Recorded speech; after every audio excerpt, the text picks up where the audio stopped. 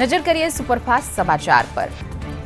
વડોદરામાં 10, ડીસામાં 10.2 ડિગ્રી તાપમાન, કેશોદ અને પાલનપુરમાં 11.6 ડિગ્રી તાપમાન, રાજકોટમાં 11.8 તો મહેસાણામાં 12 ડિગ્રી તાપમાન, અમદાવાદમાં 13.1, ગાંધીનગરમાં 12.3 ડિગ્રી, નર્મદામાં 12.7, સુરતમાં 15.2 ડિગ્રી જેટલું તાપમાન નોંધાયું। વલસાડમાં પાવર ગ્રીડ દ્વારા યોગ્ય વળતર ન ચૂકવાતા ખેડૂતોમાં રોષ, જમીન અને વૃક્ષનું યોગ્ય વળતર ચૂકવવા માંગ, ખેડૂતોએ કલેક્ટરને આવેદન પાઠવી કરી રજૂઆત। વીર નર્મદ દક્ષિણ ગુજરાત યુનિવર્સિટીની ગંભીર બેદરકારી, રેકોર્ડમાં છેડછાડ કરી બારોબાર ફર્સ્ટ ક્લાસ આપ્યું, વીટી ચોકસી કોલેજના સંચાલકો પર ગંભીર આરોપ, રેકોર્ડમાં 6 માર્ક્સ જે સુધારીને 8 કરી દેવામાં આવ્યા। બાંગ્લાદેશમાં હિન્દુઓ પર અત્યાચાર સામે અમદાવાદમાં વિરોધ પ્રદર્શન, મેયર, ધારાસભ્ય, હિન્દુ સંગઠનો અને સંતોનો આશ્રમ રોડ પર જમાવડો, હિન્દુ બચાવોના નારા સાથે મોટી સંખ્યામાં લોકો જોડાયા। તો બાંગ્લાદેશમાં હિન્દુઓ જોખમમાં હોવાનો આક્ષેપ, બાંગ્લાદેશની સરકાર સામે રોષ વ્યક્ત કરાયો, ધારાસભ્ય અમિત શાહ, કૌશિક જૈન, અમિત ઠાકર વિરોધમાં જોડાયા। સુરત કાપડ બજારના 500 કરોડ બાંગ્લાદેશમાં ફસાયા, સુરતના વેપારીઓ બાંગ્લાદેશના ઢાકા, ચટકાવ, મીરપુરમાં કરે છે વેપાર, રૂપિયા ફસાતા કાપડ વેપારીમાં ચિંતાનું મોજું ફરી વળ્યું, સીએમ અને પીએમને પત્ર લખી રૂપિયા માટે રજૂઆત કરાઈ।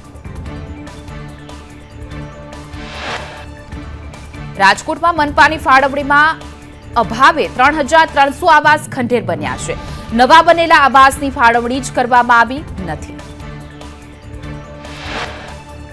પોપટપરામાં 600 આવાસ 2019માં બન્યા, ફાળવણી જ કરાઈ નથી, આવાસમાં અસામાજિક પ્રવૃત્તિઓ થતી હોવાના પણ આક્ષેપ, ગરીબ આવાસની રાહ જોવે છે, આવાસ ફાળવતા જ નથી।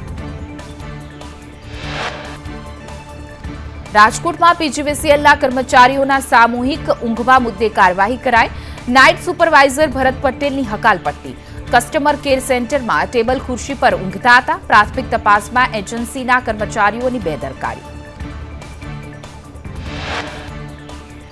સુરત કીમ વચ્ચે કુદસરને સ્ટોપેજ આપવા સૂચના અપાઈ, સાંસદની રજૂઆત બાદ રેલવે મંત્રી આપી સૂચના, સાંસદ મુકેશ દલાલની અશ્વિની વૈષ્ણવને હતી રજૂઆત, કોરોના પછી કુદસદ સ્ટેશન લોકલ ટ્રેન માટે સ્ટોપેજ બંધ કરાયું હતું।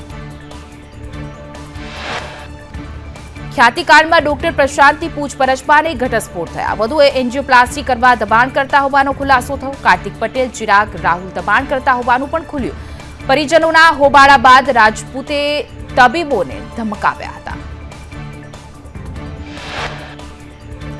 ક્રાઇમ બ્રાન્ચની 3 ટીમ રાજશ્રી કોઠારીની શોધમાં લાગી છે, મધ્યપ્રદેશ, મહારાષ્ટ્ર અને રાજસ્થાનમાં ક્રાઇમ બ્રાન્ચના ધાબા છે, પીએમજેવાય હેઠળ 3842 સર્જરી કરી, જેમાંથી 112 લોકોના મૃત્યુ થયા હતા, નિષ્ણાંત તબીબોએ તપાસ શરૂ કરી। સુરતમાં ઓઇલ વિક્રેતાને ત્યાં જીએસટી વિભાગના દરોડા, અલગ અલગ 5 ઓઇલ વિક્રેતાને ત્યાં કાર્યવાહી કરાઈ, મોટી માત્રામાં જીએસટી ચોરી કરવાની આશંકા સેવવામાં આવી, બિલ વગર ઓઇલ વેચાણ કરતા હોવાની ફરિયાદ મળી હતી।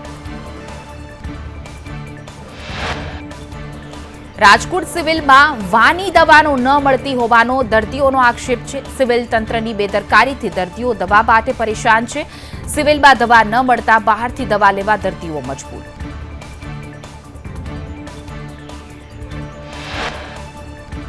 અમદાવાદમાં હોટલના ભોજનમાંથી નીકળ્યો કાચ, ગોતાની બોક્સ પાર્ક હોટલમાં ગ્રાહકને કડવો અનુભવ થયો, જમવામાં કાચ નીકળતા ગ્રાહકમાં રોષ જોવા મળ્યો, ગ્રાહકે અમદાવાદ મ્યુનિસિપલ કોર્પોરેશનમાં ફરિયાદ નોંધાવી। ગુજરાત મામલતદાર એસોસિએશનના પ્રમુખની નિમણૂક, વડોદરાના મામલતદાર અશોક પરમારની નિમણૂક કરાઈ, અશોક પરમાર બિનખેતી વિભાગમાં છે મામલતદાર, વિધાનસભા ચૂંટણીમાં પણ બજાવી ચૂક્યા છે ફરજ। વઘઈના ઉગા ચીચપાડા ગામ પાસે દીપડો દેખાયો, જંગલમાં દીપડો ઝાડ પર ચડિયાનું વિડીયો વાયરલ થયું, દીપડા દેખાતા આસપાસના ગ્રામજનોમાં ભયનો માહોલ, જંગલમાં દીપડો જતા લોકોએ લીધો રાહતનો શ્વાસ।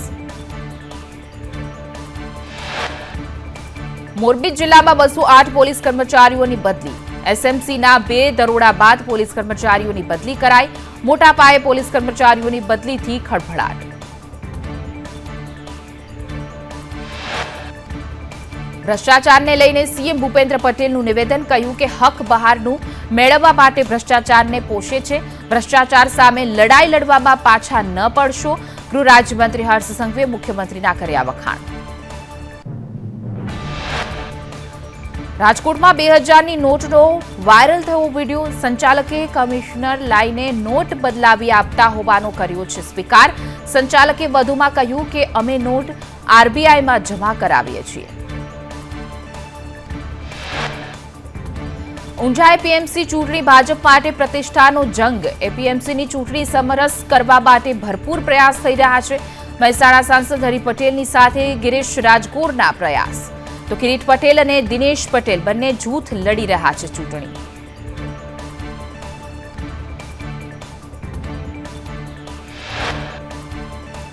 બાંગ્લાદેશ સામે સુરતમાં કાપડ વેપારીઓનો વિરોધ. બાંગ્લાદેશમાં સુરતની સાડી સળગાવતા વિરોધ.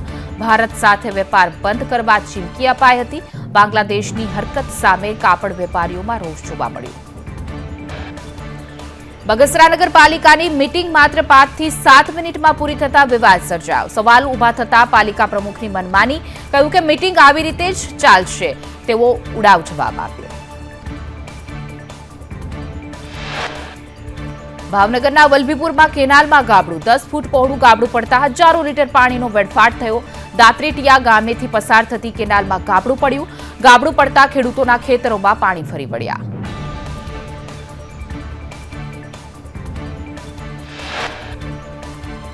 સાબરકાંઠામાં એમ્બ્યુલન્સ ટ્રાફિકમાં ફસાતા દર્દીને હાલાકી. સ્ટેટ હાઈવે રોડ પર કલાકો સુધી ટ્રાફિક જામ રહ્યો. વાહન ચાલકો સહિત રાહદારીઓમાં તંત્ર સામે રોષ. દીવમાં સસ્પેન્ડ પોલીસ કર્મચારીએ કરી યુવતીની છેડતી. આઈટીઆઈ ઘોઘલા ચેકપોસ્ટ સુધી પીછો કર્યા બાદ છેડતી કરાઈ. છેડતી દરમિયાન લોકો આવી જતા યુવતીનો બચાવ થયો. પોલીસ કર્મચારી સાથે સામેલ અન્ય 2 શખ્સ ફરાર થયા.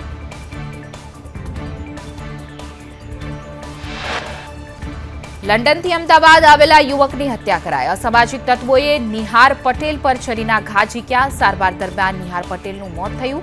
યુવક પરિવારજનોને મળવા માટે આવ્યો હતો. સમગ્ર મામલે પોલીસે વધુ તપાસ આદરી. હની ટ્રેપમાં ફસાવનાર ટોળકીનું વધુ એક કારસ્તાન. સુરતમાં સોફ્ટવેર સપોર્ટરને ફસાવી પડાવ્યા પૈસા. હની ટ્રેપમાં ફસાવી 4.53 લાખ પડાવ્યા હોવાનો ખુલાસો થયો. નકલી પોલીસ અને લન્નાએ યુવકને ફસાવ્યો હતો. ગીર ગઢડાના હરમડિયામાં આશા વર્કર ગેરકાયદે પગારની ઘટનાને લઈને આરોગ્ય વિભાગની ટીમ પહોંચી હતી. તપાસ કમિટીની રચના કરાઈ. આશા વર્કર ગેરહાજર હોવા છતાં પગાર ચૂકવાતો હતો. પુરાવાના આધારે કાર્યવાહી કરવામાં આવશે. જૂનાગઢના મધુરમ વિસ્તારમાં સિંહોના આટાફેરા. ટાઉનશીપમાં 3 સિંહોની લટાર. સિંહોની લટારના સીસીટીવી સામે આવ્યા. સ્થાનિક લોકોએ કરી વન વિભાગને જાણ. દીવના માંડવીમાં 2 સિંહના આટાફેરા. બીચ પર 2 સિંહ ફાઇટ કરતા દેખાયા. અહેમદપુર માંડવી બીચ પર દેખાયા સિંહ. સુરતમાં લગ્ન પ્રસંગમાં ફાયરિંગ કરનાર ભાજપ નેતાની ધરપકડ કરાઈ. પોલીસે ભાજપ કાર્યકર્તા ઉમેશ તિવારીનો વરઘોડો કાઢ્યો. આર્મ્સ એક્ટ હેઠળની કલમો આરોપી ઉમેશ સામે નોંધાઈ. ખેડા જિલ્લામાં 4 પીઆઈ 8 પીએસઆઈની આંતરિક બદલી કરાઈ. પીઆઈ પીએસ બરંડાની વડતાલ પોલીસ મથકમાં બદલી કરાઈ. વડતાલ પીઆઈ વીબી દેસાઈની એલઆઈબીમાં બદલી કરાઈ. ભાવનગર મનપા કમિશનર બાકી વેરા વસૂલવાને લઈને એક્શન મોડમાં છે. 1.25 લાખ મિલકત ધારકો પાસેથી 400 કરોડની ઉઘરાણીને લઈને માસ જપ્તી શરૂ કરી. વેરો ન ભરનાર ઓફિસો સીલ કરાઈ. પીએમજેવાય યોજનામાં ગેરરીતિ બદલ 5 હોસ્પિટલ સસ્પેન્ડ કરાય. પાટણની 2, દાહોદની 1 હોસ્પિટલ સસ્પેન્ડ કરાય. તો અમદાવાદ અને અરવલ્લીની પણ એક હોસ્પિટલ સસ્પેન્ડ. એસઓપીનું ઉલ્લંઘન અને બીયુ ફાયર સેફટીના અભાવે કાર્યવાહી કરાઈ.